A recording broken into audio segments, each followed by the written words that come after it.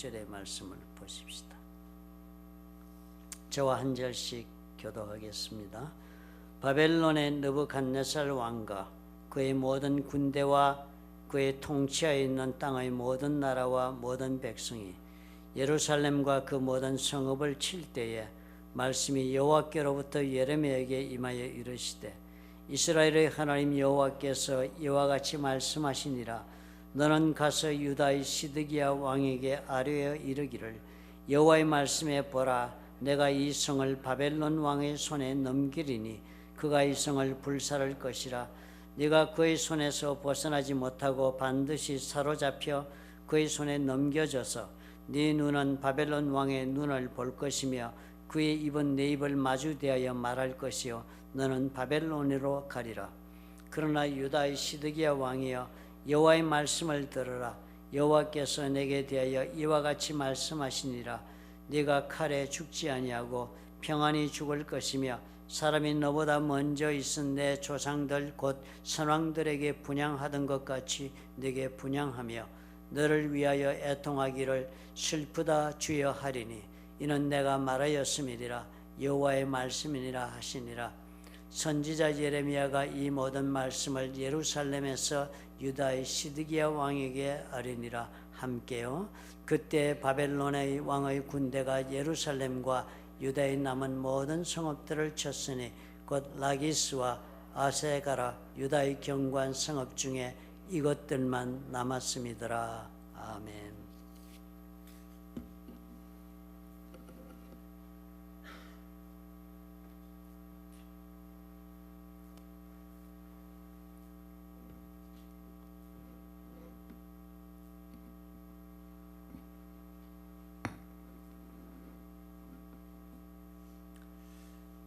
오늘은 여호와의 말씀을 들으라라는 제목을 가지고 하나님 말씀을 전하겠습니다. 여러분 이 사진 한번 봐주십시오. 네, 여러분 혹시 운전하시다가 뭐 이것저것 다니시다가 혹시 차 뒤에 저렇게 스티커가 붙여 있었던 것을 보신 적이 있으신지 모르겠습니다.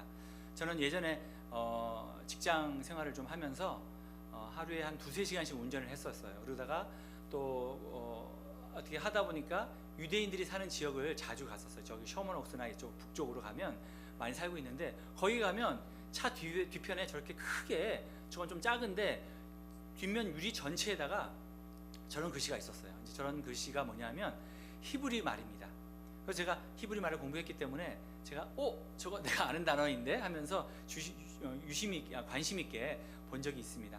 저게 뭐냐면 보통 글씨가 우리가 왼쪽부터 오른쪽으로 읽는데 히브리 말은 오른쪽에서 왼쪽으로 읽습니다. 그래서 이쪽으로 읽으면 쉐마 이스라엘 이라는 것입니다. 뭐냐면 이스라엘 백성들아 들으라 라는 말씀입니다.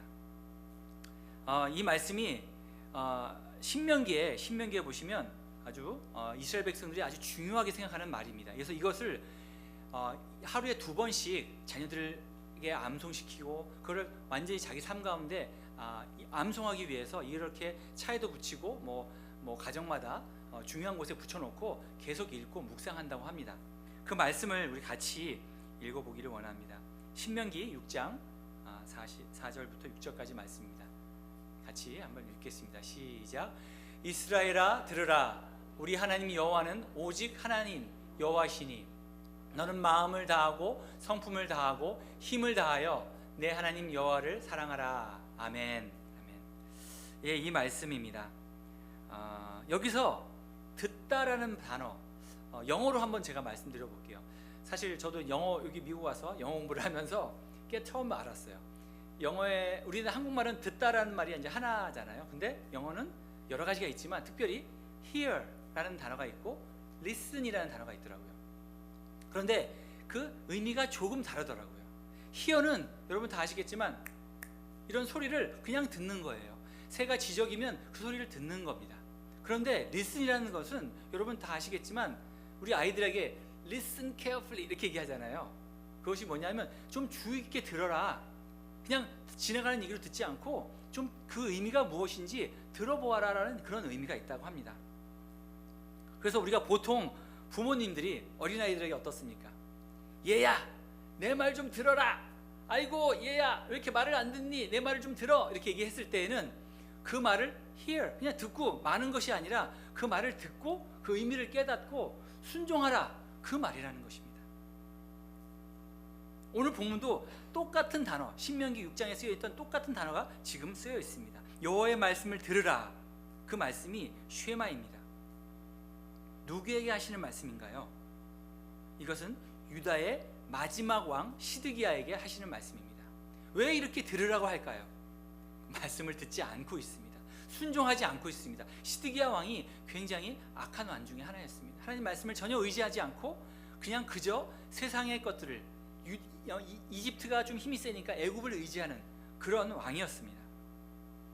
그런데 이때 멸망 직전에 있는 이 남유다에 선지자가 있었습니다. 예레미야 선지자입니다. 그 선지자가 이렇게 말씀을 가지고 와서 감히 임금에게 쓴소리를 하는 것입니다.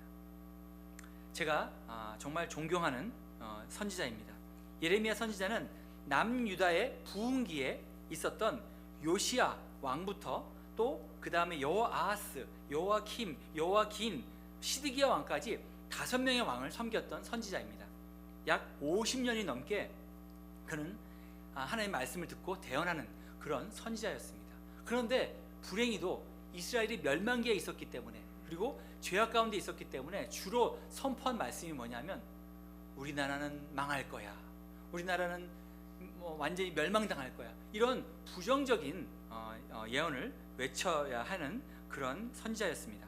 그래서 그는 성경의 많은 학자들이, 성경의 학자들이 통곡의 선지자, 눈물의 선지자라고 불렸습니다.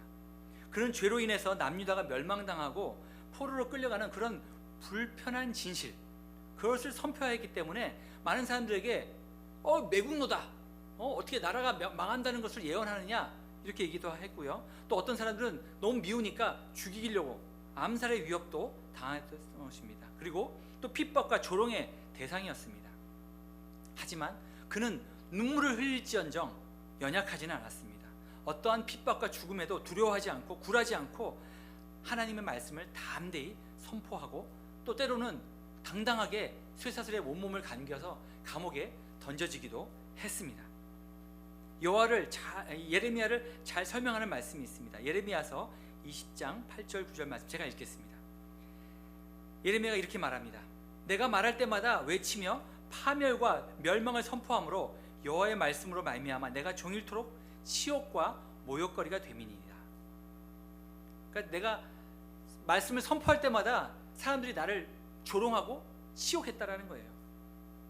그래서 9절 말씀, 내가 다시는 여호와를 선포하지 아니하며 그의 이름으로 말하지 아니하리라 하면, 그죠? 너무나 힘드니까 내가 하나님 말씀을 선포하지 않고 내가 여호와의 말씀을 말하지도 않겠다라고 하면 나의 마음이 불붙는 것 같아서 골수에 사무치니 답답하여 견딜 수가 없나이다.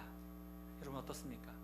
우리가 하나님의 말씀을 전하지 않고 하나님의 말씀을 순종하지 않으면 그 마음에 불붙는 것 같다라는 거예요. 마음이 불붙는 것 같고 답답하다라는 거예요. 저와 여러분 모두가 예레미야와 같은 그런 하나님의 마음을 갖는, 그런 성정을 갖는 여러분 되시기를 주님의 이름으로 축복합니다. 아멘. 이토록 예레미야가 하나님 말씀을 전하고자 하는 이유가 무엇이었을까요? 우리는 또 왜 하나님 말씀을 들어야 할까요? 우리 교회에서 지금 큐틴을 가지고 매일 말씀을 묵상하고, 또 목사님이 그것을 유튜브에 올려주셔서 또 말씀을 묵상합니다. 왜 이렇게 우리가 말씀을 듣고 또 듣고 묵상하고 또 듣고 해야 될까요? 첫 번째 이유는 하나님의 말씀은 엄청난 위기의 상황에서 유일한 해결책이기 때문입니다. 오늘 1절 2절 말씀 잠깐 보시겠습니다. 제가 읽겠습니다. 바벨론의 느부갓네살 왕과 그의 모든 군대와 그의 통치하에 있는 땅의 모든 나라와 모든 백성이 예루살렘과 그 모든 성읍을 칠 때 말씀이 여호와께로부터 예레미야에게 임하여 이르되, 이스라엘 하나님 여호와께서 이같이 말씀하시니라. 너는 가서 유다의 시드기야 왕에게 아뢰어 이르기를, 여호와의 말씀에 보라, 내가 이 성을 바벨론 왕의 손에 넘기리니 그가 이 성을 불사를 것이라. 또 멸망의 말씀을 선포하라고 말씀하고 계십니다. 예레미야가 얼마나 곤란하겠습니까? 하지만 하나님 말씀에 순종하여서 시드기야 왕에게 가서 오늘 또 이렇게 말씀을 전하고 있습니다. 지금 남유다 상황은 어떻습니까? 바벨론이라는 초강대국이 자신들이 의지했던 이집트를 무찌르고요, 그 주위에 있는 모든 나라들을 소집을 해가지고 엄청난 군대를 역을 가지고 지금 이스라엘로 와서 전쟁을 하고 있는 그런 상황입니다. 그때 예레미야는 또 어떻습니까? 눈치도 없이 와가지고 그 나라의 멸망함을 예언하는 거예요. 와서 우리 함께 힘을 합쳐서 우리 기도합시다, 이렇게 해도 모자를 판인데 바벨론 왕이 이길 거라, 항복하라, 그리고 예루살렘은 곧 불타버릴 것이다. 바로 이것이 그 당시에 하나님 말씀을 전하는 불편한 진실인 것입니다. 사람들은 그렇게 들었을 때 그럴 리가 없어, 우리가 하나님을 섬기고 있는데, 하나님 우리의 아버지신데, 그리고 예루살렘 성전이 하나님의 집인데. 하지만 나라가 멸망당하고 성이 불타버리는 것이 참 무섭고 두려운 일이지만 그것이 진실이라는 것입니다. 우리 삶 가운데 어떻습니까? 우리가 살다 보면 우리가 참 곤란당할 때가 많습니다. 남에게 억울하게 어떤 오해도 당하고요, 또 사람들과의 관계가 망가져서 사람들과의 관계가 정말 사람들을 떠나고 싶고 사회생활에 위기가 찾아올 때가 있습니다. 그때 그 고통은 단행해보지 못한 사람은 알 수가 없습니다. 여러분, 그런 고난 가운데 사람들의 관계에서 어려움이 있을 때, 내 삶에 위기가 올 때, 여러분 오늘 이 말씀 꼭 기억하시기 바랍니다. 불편한 진실을 받아들이고요, 하나님 앞으로 더 나아가야 된다는 것입니다. 하나님께서 우리에게 끊임없이 매일 말씀 묵상할 때마다 우리에게 말씀하신다는 것입니다. 고난을 이기는 유일한 방법은요, 하나님 말씀에 순종하는 것입니다. 어제 토요일 아침 기도회에 우리 이정호 목자님이 말씀을 전해주셨습니다. 정말 너무나 많은 은혜가 있었습니다. 특별히 간증 가운데 그 아버지와의 관계에 대해서 어려움을 우리가 간증하셨습니다. 그 아버지에 대해서 원망하는 마음이 있었고 미움이 있었는데, 말씀 신앙생활을 하다가 말씀이 딱 다가온 거예요. 원수를 내 몸같이 사랑하라, 하나님의 말씀이라는 거예요. 그래서 이정호 목자님이 그 말씀을 듣고 정말 힘들지만 어렵지만, 그래 내가 하나님 말씀에 한번 순종해보자, 그런 마음의 결단을 하고 기도하셨다라는 거예요. 기도하면서 하나님, 우리 아버지를 용서합니다, 아버지를 축복합니다, 이렇게 기도했을 때 눈물이 터져 나오고요, 그 마음에 세상이 알 수 없는 평안과 기쁨이 넘쳤다라는 것입니다. 얼마나 놀라운 간증입니까? 인생의 깊은 상처를 안고 살아가다가 하나님의 말씀을 듣고 순종했다라는 거예요.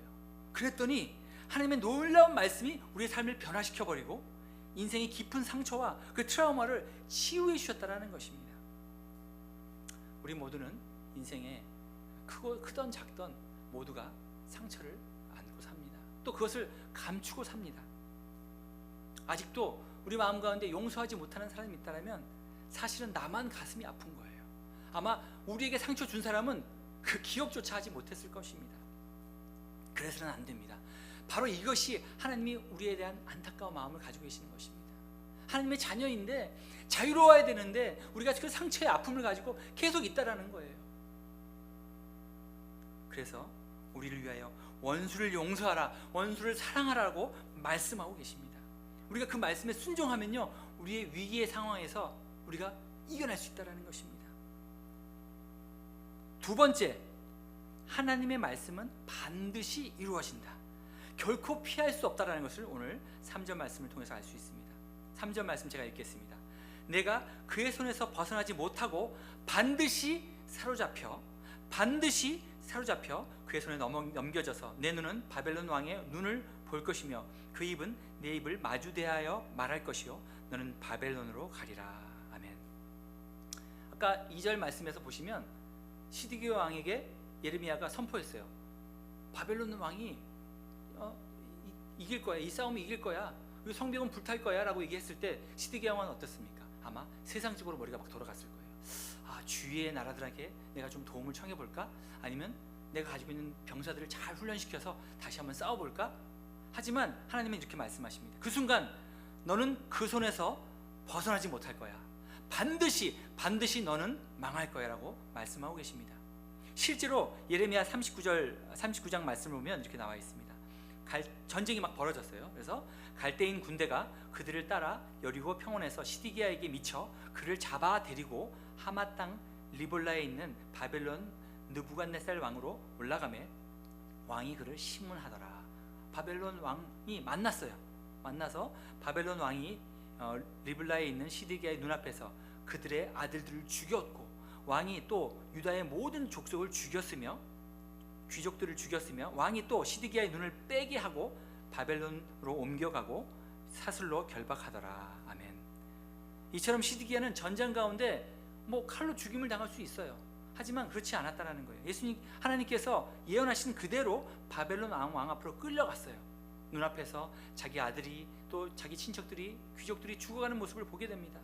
자신도 결국 눈이 뽑히게 되어서 그 뽑힌 상태에서 바벨론으로 끌려가는 하나님의 말씀이 그대로 이루어진다는 것입니다. 4절 말씀처럼 칼로 죽지 않겠다라고 말씀하셨는데 진짜 칼로 죽지 않았어요. 하나님의 말씀은 반드시 이루어집니다. 여러분, 성경에 무수한 이야기들이 다 그런 거예요. 하나님께서 예언하신 대로, 하나님께서 작정하신 대로 하나님의 말씀은 이루어진다라는 거예요. 여러분, 아브라함 어떻습니까? 대표적인 사람이죠. 하나님과의 약속을 믿고 100년을 기다렸어요. 하나님께서 물론 그에게 나타나셔서 너의 자손이 하늘의 별처럼 바다의 모래처럼 많이 주겠다고 약속하셨는데 수십 년 동안 자식이 없었던 거예요. 이제 나이가 들어서 거의 100살이 다 됐어요. 그런데도 아브라함은 믿었다라는 것입니다. 결국 그에게 하나님께서 100세의 아들을 주셨답니다. 또 예언에 정확한 것이 있어요. 뭐냐면 이스라엘 백성들이 북이스라엘과 남유다가 망했잖아요. 망하고 포로로 잡혀갔어요. 근데 하나님께서는 그때 선지자들 통해서 70년 후에는 돌아오리라. 어떻습니까? 그 당시에 믿을 수가 없었어요. 바벨론 너무나 강성한 나라였기 때문에 그 나라로부터 우리가 도망온다? 다시 포로로 귀환온다? 상상할 수가 없었습니다. 그들은 아마 포로 생활에 그냥 적응하면서 그래 이렇게 우리가 포로로 살아야겠다 했었을 것입니다. 그러나 믿음 있는 자들은 70년이라는 시간을 손꼽아 기다렸을 것입니다. 그러고 나서 정확하게 70년 후에 이스라엘 백성들은 다시 포로 귀환이 되어서 나라를 세웠던 것을 볼 수 있습니다. 이것도 하나님의 말씀이고 예언이 성취된 것입니다. 그리고 여러분 다 아는 바로 예수 그리스도 메시아를 통해서 우리 온 인류의 구원을 이루신다는 그 하나님의 말씀, 그 예언이 성취되었다는 것입니다. 세 번째, 하나님의 말씀은 위기 가운데서도 소망을 주신다는 것입니다. 오늘 본문 7절 말씀 제가 읽겠습니다. 그때 바벨론 왕의 군대가 예루살렘과 유다에 남은 모든 성읍들을 쳤으니 곧 라기스와 아세가라. 유다의 견고한 성읍 중에서 이것들만 남았음이더라. 아멘. 시드기야에게 경고의 말씀을 주시는 상황에서도 회개의 기회를 주신다라는 거예요. 바벨론 왕이 쳐들어와서 단숨에 다 망하고 끝나버리는 것이 아니라 하나님께서 이 두 성읍을 남겨두셨어요. 그 상황에서 경고의 말씀을 주시는 겁니다. 회개의 기회를 주신다라는 것입니다. 아직 소망이 남아있을 때 하나님 말씀에 순종해야 합니다. 만약 이때 이 시드기야 왕이 회개하고 돌아섰다라면 어떻게 되었을까요? 아마 상황이 완전히 달라졌을 것입니다. 우리도 마찬가지입니다. 하나님의 말씀은 소망으로 우리에게도 임하십니다.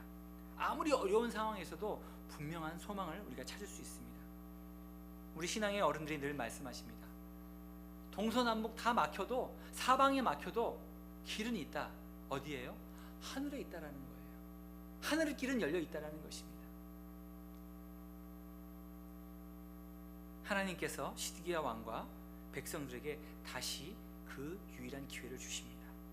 예레미야 34장 8절, 그러니까 오늘 본문 그 다음 내일 본문입니다. 내일 본문에 읽어보시면 이 어려움 가운데서도 하나님께서 회개의 기회를 주셔요. 시드기야 왕과 그 당시에 시드기야 왕과 이스라엘 백성들이 히브리 민족, 자기 동족인데도 노예로 삼아서 쓰고 있었어요. 그러니까 사실 동족인데 하나님께서 그렇게 하시기 원하시지 않으셨어요. 그래서 너희 동족들 가운데 노예가 있다면 해방시켜라. 그 말씀을 듣고 시드기야가 너무 어려우니까, 너무 지금 막 절박한 상황이니까 하나님의 말씀에 순종하고 또 그 백성들, 그 가운데 노예를 가지고 있었던 모든 사람들이 다 노예 해방을 시켜버립니다. 그런데 잠깐이었습니다. 제가 말씀드리겠습니다. 이 계약에, 하나님께서 노예를 해방시키라는 그 계약에 가담한 고관들과 모든 백성이 각기 노비를 자유롭게 하고 다시는 종을 삼지 말라고 함을 듣고 순복하여 놓았더니, 10절 말씀입니다. 그러니까 잠깐 그 말씀에 순종했다라는 거예요. 11절 말씀, 후에 그들이 뜻이 변하여 자유를 주었던 노비를 끌어다가 복종시켜 다시 노예로 삼았더라. 아멘. 잠시 잠깐의 그런 어려움에서 벗어나서 잠시 평화를 누리니까 다시 그 악함이, 다시 그 욕망들이 노예를 다시 삼았던 것입니다. 풀어줬던 노아들을 다시, 우리가 추노라고 하죠. 노예들을 추격하는 사람들 풀어가지고 아마 잡아들였을 것입니다. 얼마나 추악하고 몹쓸 짓입니까? 어려움 가운데 하나님의 말씀을 듣고 순종하기로 해놓고 잠시 평안을 누리자 다시 욕심이 생겨서 하나님의 말씀을 불순종했다라는 것입니다. 하나님께서 여러분에게 순종의 기회를 주셨습니까? 그러면 그 약속만큼은 지켜야 됩니다. 좀 형편이 좋아졌다고 해서, 좀 나아졌다고 해서, 평안해졌다고 해서 다시 불순종하면 아마 이전보다 더 힘든 상황으로 빠지게 될 수 있다는 것입니다. 여기에 또 하나의 소망이 있습니다. 결국 바벨론도 망한다라는 거예요. 기원전 530년경에 신흥국가 페르시아가 이 바벨론을 망하게 했다는 것입니다. 그렇게 무섭고 두려운 상대였던 바벨론도 결국은 우리의 이스라엘 백성들의 회개를 이끌어내시기 위해서, 우리의 회개를 이끌어내시기 위해서 잠깐 사용하셨다라는 것입니다. 그러니까 무서운 우리의 삶의 어려움도 사실 객관적으로 딱 보면 우리와 상관없어요. 하나님께서 그 어려움을 통해서 우리를 더 믿음의 용사로 세우시기 위해서 쓰시는 도구라는 것입니다. 그것이 영원한 것이 아니라는 것입니다. 여러분의 바벨론은 무엇입니까? 사람들의 관계에 어려움이십니까? 아니면 나를 요즘 새로 또 직장 가신 분도 계시는데 좀 어렵다는 얘기 들었습니다. 그러니까 직장의 동료들이나 상사들이나 괴롭힌다라는 거예요. 그런 어려움이 있으십니까? 아니면 나를 따돌리는 친구, 이웃입니까? 아니면 우리에게 재정적인 압박이 오는 것입니까? 아니면 육체가 아파서 힘들어서 너무나 고통 가운데 계십니까? 그것이 여러분에게 너무나 큰 바벨론처럼 여겨지지만 영원히 나를 괴롭힐 수 없다라는 것입니다. 그 무시무시한 내 삶의 바벨론은 하나님이 나를 말씀에 순종하는 사람으로, 믿음의 사람으로 세우기 위해서 잠시 사용하는 도구가 된다는 것입니다. 우리가 하나님 말씀에 순종하는 순간 그것은 사라지게 될 것입니다. 안개와 같이 사라지게 된다는 것입니다. 아멘이십니까? 바로 이렇게 하나님을 경험해야 합니다. 이렇게 하나님 말씀에 순종하여서 나의 어려움이 안개처럼 사라지는 것을 경험해야 된다는 것입니다. 그리고 그것이 우리 삶 가운데 간증이 되어서 우리 목장에서, 내 직장에서, 내 가정에서 그 간증을 여러분 외쳐야 된다는 것입니다.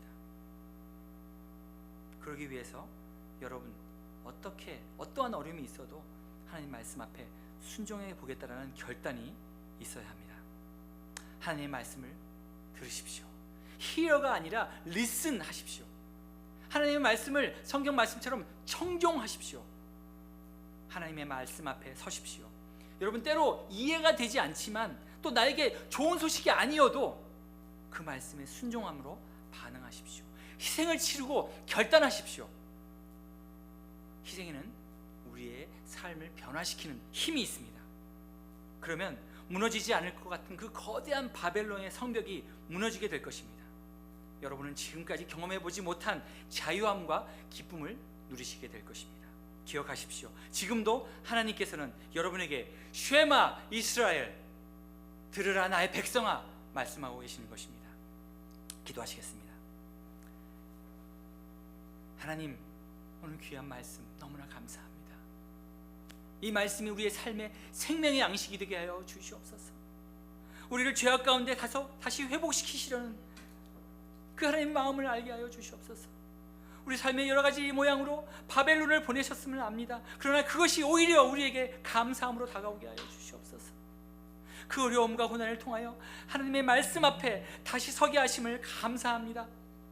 고난을 당할 때마다 오늘 말씀을 기억하게 하시고 반드시 이루실 하나님의 말씀 앞에 두렵고 떨리는 마음으로 우리의 죄악을 바라보게 하여 주시옵소서. 속히 회개하게 하여 주시옵소서. 그래서 우리 말씀 가운데, 우리 가운데 주시는 새로운 소명을 붙들고 다시 일어서게 하여 주시옵소서. 날마다 생명의 말씀을 묵상하고 그 말씀에 순종하여 예배자의 삶을 살게 하여 주시옵소서. 그 말씀에 힘이 있어 우리를 거룩하게 하시고 모든 환난 가운데 건져주시고 하나님 살려주시옵소서. 하나님 말씀에 두려워 떠는 자, 하나님 말씀에 우리의 운명을 걸고 순종하여 승리하는 우리 모두가 되기를 예수님의 이름으로 축복하며 기도합나이다. 아멘. 같이 찬양하시겠습니다. 말씀 기억하시면서 찬양하시겠습니다. 하나님 말씀에 두려워 떠는 자, 그 말씀에 생명을 거는 자, 한 사람 찾으시는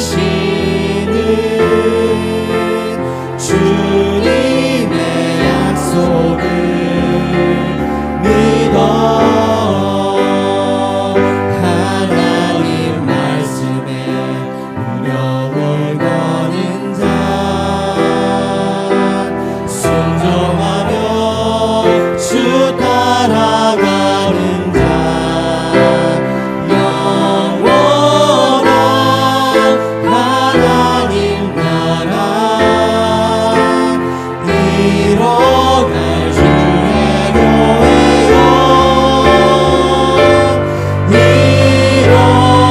일어나라.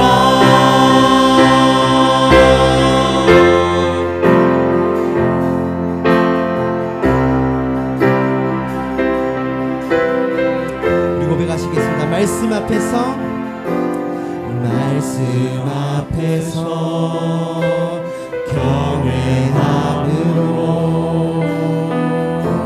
주께 홀로 섭니다.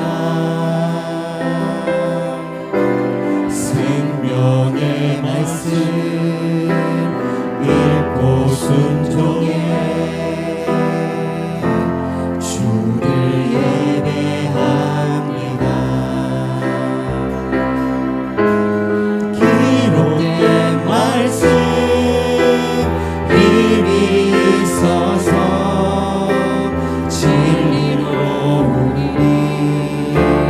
거룩해 하며 거룩한 말씀 세세 영원히 복음이 되어 말씀하시네.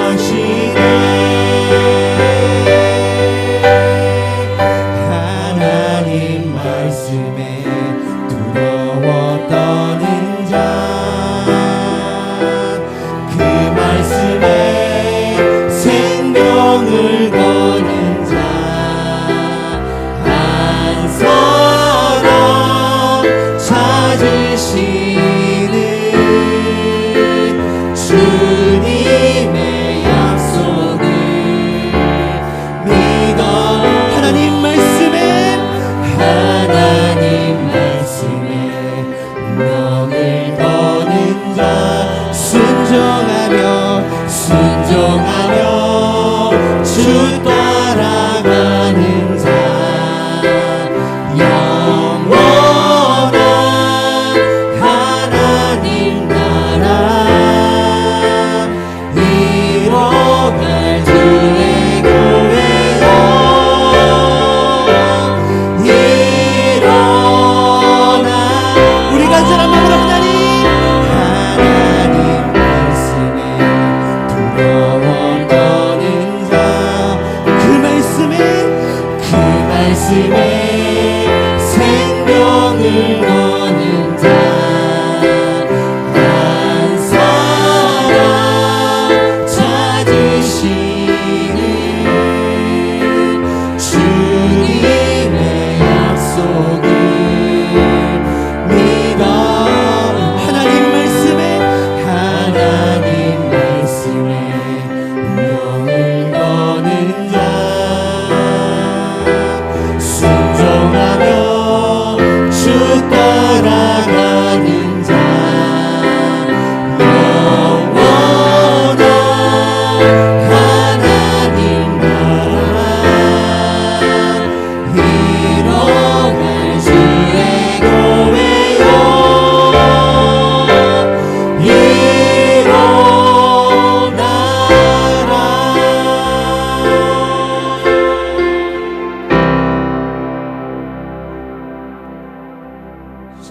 하나님 아버지, 오늘도 우리가 삶의 현장에서도 믿음으로 아버지 걸어가게 도와주옵소서. 우리 주님은 우리를 향하여 말씀하고 계신데 우리의 마음이 둔하고 우리가 영적으로 참으로 아둔하여서 하나님의 아버지의 말씀을 듣지 못할 때가 많다 오늘 우리 깨닫습니다. 하나님 우리를 도와주셔서 언제나 우리 주님 앞에 열린 마음으로 어린아이와 같은 마음으로 또 착하고 순종하는 마음으로 주님의 메시지의 음성을 아버지여 듣고자 귀를 기울이는 우리가 될 수 있도록 하나님 축복해 주옵소서. 오늘 이런 마음의 소원을 가지고 아버지 앞에 일어서는 하나님의 사랑하는 자녀들과 그들의 생업과 가정 위에 보혈로 값지고 세우신 플러튼 좋은 교회와 또한 파송하신 선교사들 위에 우리 주 예수 그리스도의 무한하신 은혜와 아버지 하나님의 극진하신 사랑과 부활사 성령님의 교통하심이 지금부터 영원토록 함께 하시기를 간절히 축원하옵나이다. 아멘.